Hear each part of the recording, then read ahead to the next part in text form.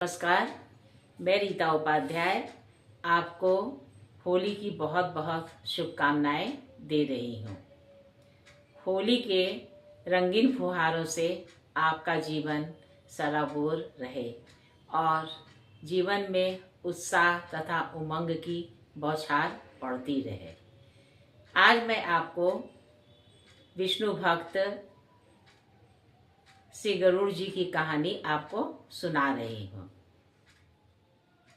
आइए उनके जन्म और उनके पराक्रम की कथा हम सुनते हैं।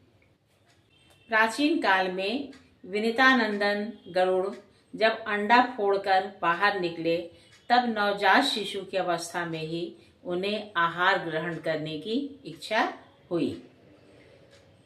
वे भूख से व्याकुल होकर माता से बोले कि माँ, मुझे खाने के लिए कुछ दो।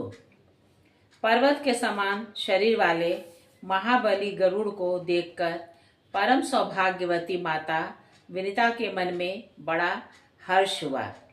वे अपने पुत्र से बोली, बेटा, मुझमें तुम्हारी भूख मिटाने की शक्ति नहीं है।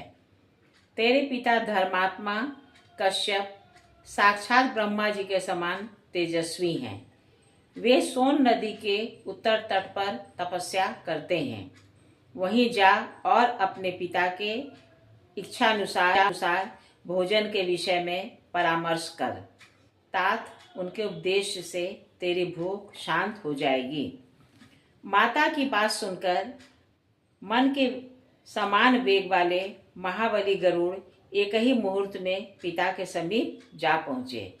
वहाँ प्रज्वलित अग्नि के समान तेजस्वी अपने पिता मुनिवर कश्यप जी को देखकर उन्हें मस्तक झुकाकर प्रणाम किया और इस प्रकार कहा, प्रभु, मैं आपका पुत्र हूँ और आहार की इच्छा से आपके पास आया हूँ। भूख बहुत सता रही है, कृपा करके मुझे भोजन दीजिए। कश्यप जी ने कहा, वत्स, उधर समुद्र के किनारे विशाल हाथी और कछुआ रहते हैं। वे दोनों बहुत बड़े जीव हैं, उनमें अपार बल है। वे एक दूसरे को मारने की घात में लगे हुए हैं। तुम शीघ्र ही उनके पास जाओ, उनसे तेरी भूख मिट सकती है। पिता की बात सुनकर महान वेगशाली और विशाल आकार वाले गरुड़ उड़कर वहां गए तथा उन दोनों को नखों से विदीर्ण करके चोंच और पंजों में लेकर विद्युत के समान वेग से आकाश में उड़ चले। उस समय मंदराचल आदि पर्वत उन्हें धारण नहीं कर पाते थे। तब ये वायु वेग से 2 लाख योजन आगे जाकर एक जामुन वृक्ष की बहुत बड़ी शाखा पर बैठे। उनके पंजा रखते ही वह शाखा सहसा टूट पड़ी। उसे गिरते देख महाबली पक्षीराज गरुड़ गौ और ब्राह्मणों के वध के भय से तुरंत पकड़ लिया। फिर बड़े वेग से आकाश में उड़ने लगे। उन्हें बहुत देर से आकाश में मंडराते देख भगवान श्री विष्णु मनुष्य का रूप धारण कर उनके पास आकर इस प्रकार बोले, पक्षीराज, तुम कौन हो और किस लिए यह विशाल शाखा तथा यह महान हाथी एवं कछुआ लिए आकाश में घूम रहे हो? उनके इस प्रकार पूछने पर पक्षीराज ने नर रूपधारी श्री नारायण से कहा, महाबाहो, मैं गरुड़ हूँ।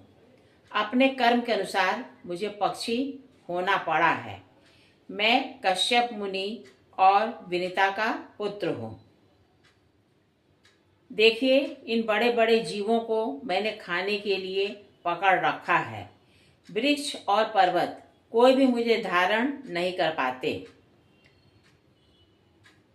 अनेक योजन उड़ने के बाद मैं एक विशाल जामुन का वृक्ष देखकर इन दोनों को खाने के लिए उसकी शाखा पर बैठा था, किंतु मेरे बैठते ही वह भी सहसा टूट गई।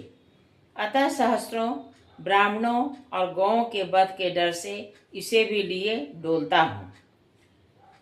श्री विष्णु बोले, अच्छा, मेरी बाह पर बैठकर तुम इन दोनों हाथी और कछुओं को खाओ।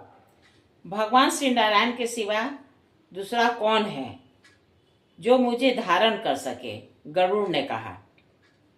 श्री विष्णु बोले, पक्षी श्रेष्ठ बुद्धिमान पुरुष को अपना कार्य सिद्ध करना चाहिए। अतः इस समय तुम अपना काम करो। काम हो जाने पर निश्चय ही मुझे जान लोगे। गरुड़ ने उन्हें महान शक्ति संपन्न देख मन ही मन विचार किया और वे उसकी विशाल भुजा पर बैठे। गरुड़ के वेग पूर्वक बैठने पर भी उनकी भुजा कांपी नहीं। वहां बैठकर गरुड़ ने उस शाखा को तो पर्वत के शिखर पर डाल दिया और हाथी तथा कछुए को भक्षण किया।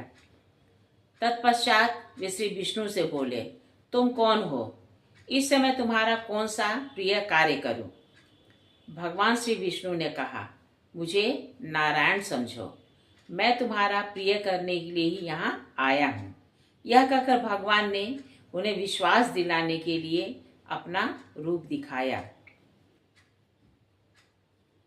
उनके विशाल रूप का दर्शन करके गरुड़ ने उन्हें प्रणाम किया और कहा, पुरुषोत्तम बताइए, मैं आपका कौन सा प्रिय कार्य करूं? श्री विष्णु बोले, सखे तुम बड़े शूरवीर हो, अतः हर समय मेरा वाहन बने रहो। यह सुनकर पक्षियों में श्रेष्ठ गरुड़ ने भगवान से कहा, देवेश्वर, आपका दर्शन करके मैं धन्य हुआ। मेरा जन्म सफल हो गया। प्रभु, मैं माता पिता से आज्ञा लेकर आपके पास आऊंगा। तब भगवान ने प्रसन्न होकर कहा, पक्षीराज, तुम अजर अमर बने रहो, किसी भी प्राणी से तुम्हारा वध न हो। तुम्हारा कर्म और तेज मेरे समान हो, सर्वत्र तुम्हारी गति हो, निश्चय ही तुम्हें सब प्रकार के सुख प्राप्त हो। यह कहकर भगवान ने उसे अपना आशीर्वाद दिया। गरुड़ ने भी अपने पिता के पास जाकर सारा वृत्तांत कह सुनाया। गरुड़ का वृत्तांत सुनकर उनके पिता महर्षि कश्यप मन ही मन बहुत प्रसन्न हुए और अपने पुत्र से बोले, खगश्रेष्ठ, मैं धन्य हूँ, तुम्हारी कल्याणमयी माता भी धन्य है। नाना प्रकार की तपस्या तथा भांति भांति के धर्म और यज्ञों का अनुष्ठान करके भी देवता लोग भगवान श्री विष्णु को नहीं जान पाते, किंतु तुमने उन्हें प्राप्त कर लिया। तुम धन्य हो। तुम्हारी माता सौत द्वारा घोर संकट में डाली गई है, उसे छुड़ाओ। माता के दुख का प्रतिकार करके देवेश्वर भगवान श्री विष्णु के पास जाना। इस प्रकार श्री विष्णु से महान वरदान पा और पिता की आज्ञा लेकर गरुड़ अपनी माता के पास गए और हर्षपूर्वक उन्हें प्रणाम करके सामने खड़े हो गए। उन्होंने पूछा, माँ बताओ, मैं तुम्हारा कौन सा प्रिय कार्य करूं? कार्य करके मैं भगवान विष्णु के पास जाऊंगा। यह सुनकर सती विनता ने गरुड़ से कहा, बेटा, मुझ पर महान दुख आ पड़ा है, तुम उसका निवारण करो। बहिन कद्रू मेरी सौत है। पूर्व काल में उसने मुझे एक बात में अन्यायपूर्वक हराकर दासी बना लिया। अब मैं उसकी दासी हो चुकी हूँ। तुम्हारे सिवा कौन मुझे इस दुख से छुटकारा दिलाएगा? कुलनंदन, जिस समय मैं उसे मुहमांगी वस्तु दे दूंगी, उसी समय दासी भाव से मेरी मुक्ति हो सकती है। गरुड़ ने कहा, माँ शीघ्र ही उसके पास जाकर पूछो वह क्या चाहती है, मैं तुम्हारे कष्ट का निवारण करूंगा। तब दुखनी विनता ने कद्रू से कहा, कल्याणी, तुम अपनी अभीष्ट वस्तु बताओ, जिसे देकर मैं इस कष्ट से छुटकारा पा सकूं। यह सुनकर उस दुष्टा ने कहा, मुझे अमृत ला दो। उसकी बात सुनकर विनता बहुत दुखी हो गई और उसने बेटे से कहा कि बेटा, वह तो अमृत मांग रही है, अब तुम क्या करोगे? गरुड़ ने कहा, माँ, तुम उदास न हो, मैं अमृत ले आऊंगा। यूं कहकर मन के समान वेगवान पक्षी गरुड़ सागर से जल ले आकाश मार्ग से चले। उनके पंखों की हवा से बहुत सी धूल भी उनके साथ साथ उड़ती गई। वह धूल राशि उनका साथ न छोड़ सकी। गंतव्य स्थान पर पहुंचकर गरुड़ ने अपनी चोंच में रखे हुए जल से वहां के अग्निमय परकोटे को बुझा दिया तथा अमृत की रक्षा के लिए जो देवता नियुक्त थे उनकी आंखों में धूल भर गई, जिससे वे गरुड़ जी को नहीं देख पाते थे। बलवान गरुड़ ने रक्षकों को मार गिराया और अमृत लेकर वे वहां से चल दिए। पक्षी को अमृत लेकर आते देख ऐरावत पर चढ़े हुए इंद्र ने कहा, अहो, पक्षी का रूप धारण करने वाले तुम कौन हो जो बलपूर्वक अमृत को लिए जाते हो? संपूर्ण देवताओं का अप्रिय करके यहाँ से जीवित कैसे जा सकते हो? गरुड़ ने कहा, देवराज, मैं तुम्हारा अमृत लिए जाता हूँ, आओ तुम अपना पराक्रम दिखाओ। यह सुनकर इंद्र ने गरुड़ पर तीखे बाणों की वर्षा कर दी। दोनों तरफ से भयंकर युद्ध होने लगा। गरुड़ ने इंद्र को परास्त कर दिया और वे अमृत का घड़ा लेकर चले।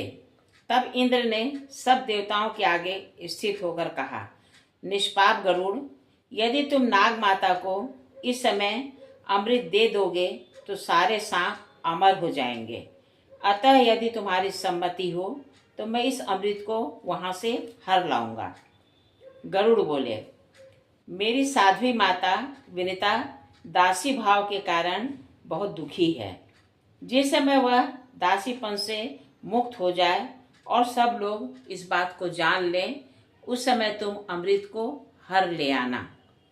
यूं कहकर महाबली गरुड़ माता के पास जा इस प्रकार बोले, माँ, मैं अमृत ले आया हूँ, इसे नाग माता को दे दो। अमृत सहित पुत्र को आया देख विनिता का हृदय हर्ष से खिल उठा। उसने कद्रू को बुलाकर अमृत दे दिया और स्वयं दासी भाव से मुक्त हो गई। इस बीच में इंद्र ने सहसा पहुंचकर अमृत का घड़ा चुरा लिया और वहां विष का पात्र रख दिया। उन्हें ऐसा करता कोई देख न सका। कद्रू का मन बहुत प्रसन्न था। उसने पुत्रों को वेग पूर्वक बुलाया और उनके मुख में अमृत जैसा दिखाई देने वाला विष दे दिया। नाग माता ने पुत्रों से कहा, तुम्हारे कुल में होने वाले सभी सर्पों के मुख में ये अमृत की बूंदें नित्य निरंतर उत्पन्न होती रहें तथा तुम लोग इनसे सदा संतुष्ट रहो। इसके बाद गरुड़ अपने माता पिता से वार्तालाप करके देवताओं की पूजा कर अविनाशी भगवान श्री विष्णु के पास चले। जो गरुड़ के इस उत्तम चरित्र का पाठ या श्रवण करता है वह सभी पापों से मुक्त होकर देवलोक में प्रतिष्ठित होता है।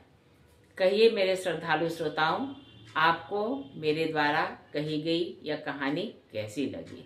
अगर अच्छी लगी हो तो कृपया इसे लाइक और सब्सक्राइब कीजिएगा।